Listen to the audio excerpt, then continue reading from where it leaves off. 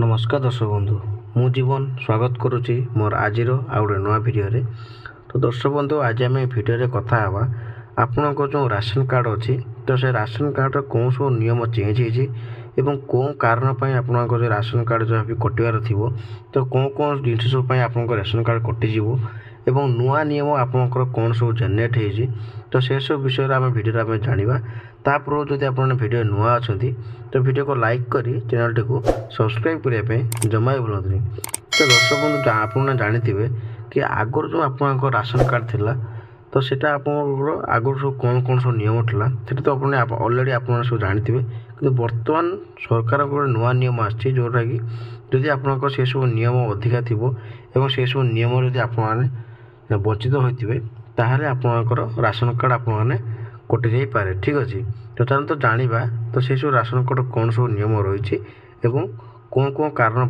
आपणक ration card कटि जाई पारे।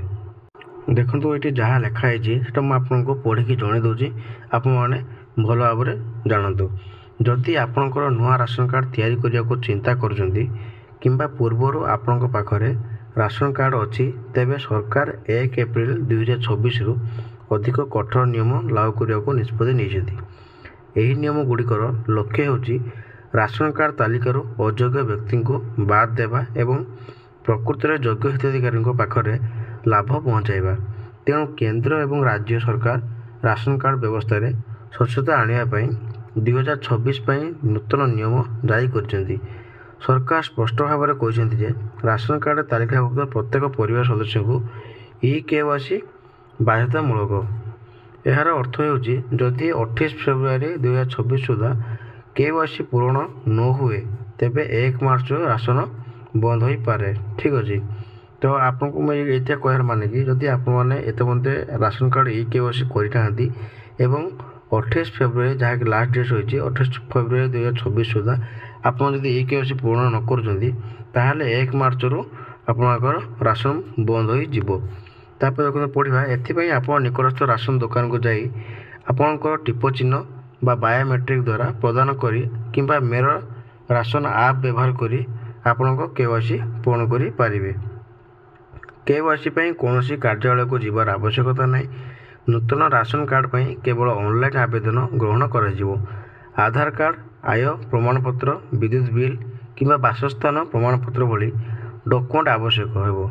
ऑनलाइन आवेदन पर जड़े खाद्य जोगाण अधिकारी जांच पर घर को जीवे जहाँपर कार्ड जारी कर 2026 मसीहार नूतन नियम एक बड़ परिवर्तन हो अनेक राज्य में हिताधिकारी मानू एकाथरे 3 मासर राशन पाइबार विकल्प दि जाऊँगी। दुकान में बारंबार धाड़ी छिड़ा होबार कौन आवश्यकता नहीं।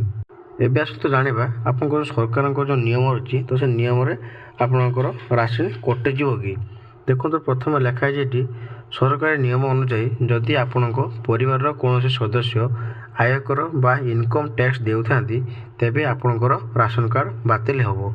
जदि घरे आपणकर ट्रैक्टर व्यतीत अन्य कौन चारिचकिया जान थी ताहले आपने राशन कार्ड रु वंचित हेबे। निर्धारित सीमारू अधिक जमी किंबा बड़ पक्का घर थिले कार्ड कटिजिवो। जदि लगातार 3 मास धरी राशन ने न तेबे सरकार आपणकर ना को डिलीट कर पारती। जदि हिताधिकारी मृत्यु हो जाइछि किंबा से विवाह करी अन्य कौन स्थान को चली जाइछन्ति तेबे तालिकारु ना कटिजिवो। जदि आपणकर कार्ड रे कौन सदस्य नाम भूल अच्छी किंबा आधार लिंक होना तेबे तुरंत निकटस्थ रिटेलर किंबा पंचायत ऑफिस को जोगाजोग करूँ। तो मोर यहाँ कहबार माने जहाँकि आपको दुख जनईदेली कि आपको कौन कौन कारण आपणकर राशन कार्ड कटिज एवं आपको जब एत पर्यंत आप राशन कार्ड रे KYC करना तो आप निकटस्थ आपको जो रही कंट्रोल डीलर रही तो सेठी आप जाकि निज निजर KYC आपने कर निहतु। ठीक अच्छे तो KYC करने आप प्रमाणपत्र कौन दरकार निज निजर आपणकर आधार कार्ड एवं आय प्रमाणपत्र विद्युत बिल किंबा बासस्थान डॉक्यूमेंट आवश्यक है। ठीक अच्छे तो आप जल्दी वीडियो भल लगी तो वीडियो को लाइक कर चैनल टी को सब्सक्राइब करने जमा भी भूलु।